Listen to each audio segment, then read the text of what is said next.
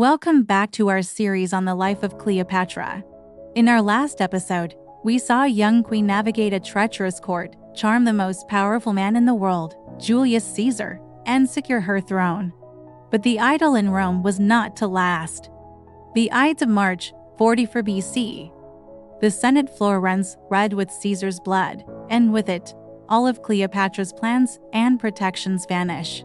Imagine the scene: a foreign queen, now the lover of a dead tyrant, in a city baying for blood. Her position was beyond precarious, it was lethal. With her young son, Caesarion, she had no choice but to flee, slipping out of Rome under the cover of chaos. She wasn't just escaping a city, she was escaping a death sentence. Returning to Alexandria, she found an Egypt teetering on the brink. Famine gripped the land as the Nile failed to flood, and disease was rampant. While Rome tore itself apart in a brutal civil war, Cleopatra focused on her people. She wasn't just a glamorous figurehead, she was a hands-on ruler. She opened the royal granaries to feed the starving, implemented public works projects, and managed the complex economy of her kingdom with a deft hand. She was proving, once again, that she was far more than just a beautiful face. She was a capable and compassionate sovereign, a true pharaoh to her people. During this time, she solidified her image as the goddess Isis reborn, a powerful symbol that connected her directly to the divine and strengthened her legitimacy.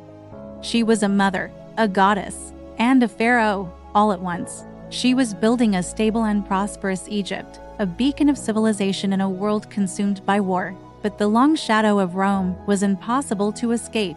The civil war ended with Caesar's heir, Octavian, and his top general, Mark Antony. Emerging victorious, they divided the Roman world between them. And Antony's gaze fell upon the east and upon its fabulously wealthy queen. In 41 BC, Antony summoned Cleopatra to Tarsus, in modern-day Turkey.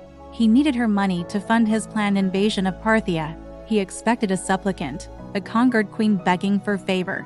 He had no idea who he was dealing with. Instead of arriving as a humble vessel, Cleopatra staged one of the most spectacular entrances in history.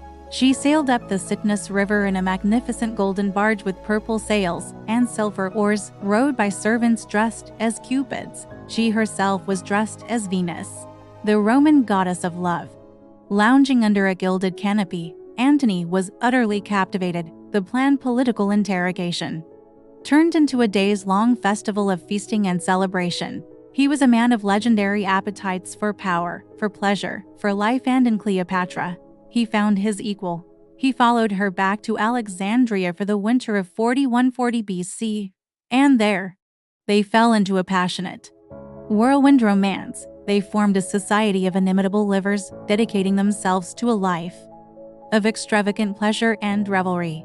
But beneath the indulgence, a powerful political and personal alliance was being forged. For Antony, Cleopatra offered access to unimaginable wealth and a stable base of operations. For Cleopatra, Antony was the new key to her survival, the future of Egypt. He was the most powerful military commander in the Roman world, a shield against the machinations of his rival, the cold and calculating Octavian. Soon, their union produced twins, Alexander Helios and Cleopatra Selene. It seemed, for a moment, that Cleopatra had once again secured her future by binding herself to Rome's most powerful man. But this love story was playing out on a world stage, and the political currents were shifting dangerously. Antony's rival, Octavian, watched from Rome. Using Antony's affair with the foreign queen as powerful propaganda, he painted Antony as a man bewitched, a Roman who had abandoned his duties for a decadent Eastern sorceress. The love that was Cleopatra's greatest strength was also becoming her greatest liability. The stage was set for a final, catastrophic confrontation that would decide not just their fates, but the fate of the entire Mediterranean world. Join us next time as we explore the final, tragic act of Cleopatra's life, the war against Octavian, the legendary Battle of Actium, and the heartbreaking end of a queen who dared to challenge the might of Rome.